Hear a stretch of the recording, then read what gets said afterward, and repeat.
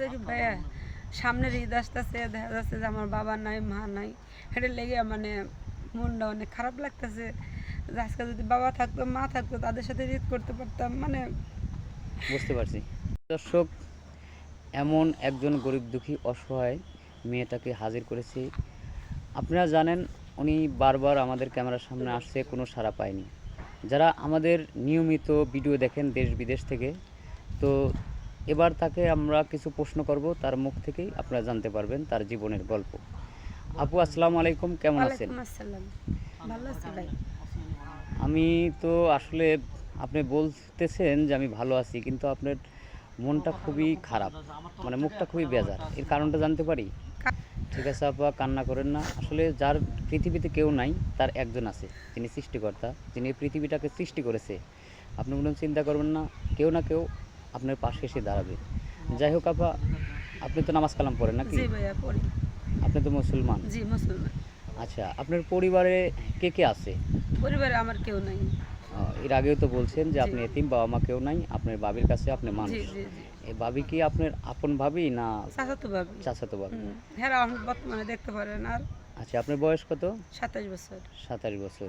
এখনো বিয়ে শাদী হয়নি? না না আচ্ছা, আপনার ভিডিও তো অনেক করা হয়েছে, কোনো প্রবাসী ভাই বা কোনো দেশি ভাই আপনাকে নক করেনি? না না, আমি এখনো কোনো সাড়া পাই নাই। এখনো কোনো সাড়া না, পাননি? আচ্ছা, আপনার কেমন ধরনের পাত্র আপনার পছন্দ?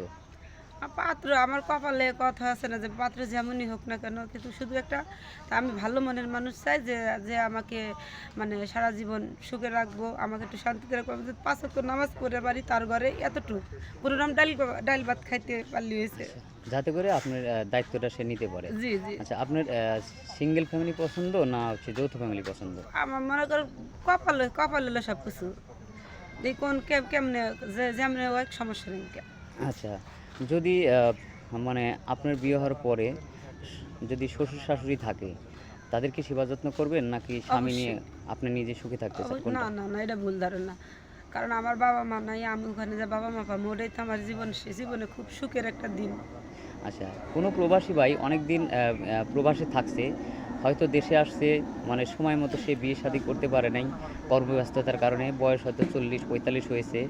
এখন যদি আপনাকে দেখে পছন্দ করে আপনাকে বিয়ে করে রেখে, তার বাড়িতে রেখে যদি 6 মাস আপনার সাথে সংসার করার পরে যদি সে আবার প্রবাসে চলে যায়, তাহলে কি আপনি কি অন্য কারোর সাথে পরকীয়া করবেন? জি না, কখনো করবো না। এটা আবার কোন ধরনের কথা বলতেছেন? ছি।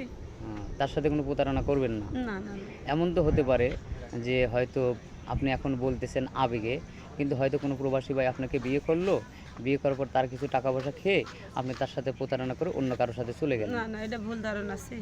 এমনটা করবেন না না। না না। কারণ আমাদের কাছে অনেকেই কমপ্লেন করে যে যারা প্রতিবেদন আসে, হয়তো কোনো ছেলের সাথে সম্পর্ক করে বা রিলেশন করে, কিছু টাকা পয়সা খেয়ে তাকে ব্লক মারে। এটা করবেন না। না না না। ঠিক আছে। শুনলেন আমাদের এই আপুর জীবন কাহিনী। আসলে 2-1 মিনিটে তো জীবন কাহিনী বলা সম্ভব না। সে অনেক অসহায় এবং দুঃখিনী। সে চায় একজন ভালো মনের মানুষ। যদি কোনো প্রবাসী ভাই তাকে চান, তাহলে আমাদের সাথে যোগাযোগ করতে পারবেন। আচ্ছা, তার আগে একটা প্রশ্ন করি। এখন হ্যাঁ যদি বল। কোনো প্রবাসী ভাই আপনাকে চায়, তাহলে আপনার সাথে যোগাযোগ করবে কিভাবে? আপনাদের লোকে যোগাযোগ করলেই হবে। আপনার কোনো ফোন নম্বর নাই? না না না, আমার কোনো ফোন নেই। এটা তো কেউ বিশ্বাস করবে না না। ভাই, সত্যি কথা বলতেছে, আমার কোনো ফোন নেই। শুনলেন তো, তার কোনো ফোন নাম্বার নাই। যদি কেউ তার সাথে যোগাযোগ করতে চান, তাহলে আমাদের স্ক্রিনে দেওয়া নম্বরটি থাকবে। ইমো, হোয়াটসঅ্যাপ আছে। কেউ ভিডিও কল দিবেন না, ভিডিও কল দিলে ব্লক করতে বাধ্য হব। ভালো থাকবেন, সুস্থ থাকবেন, আল্লাহ হাফেজ।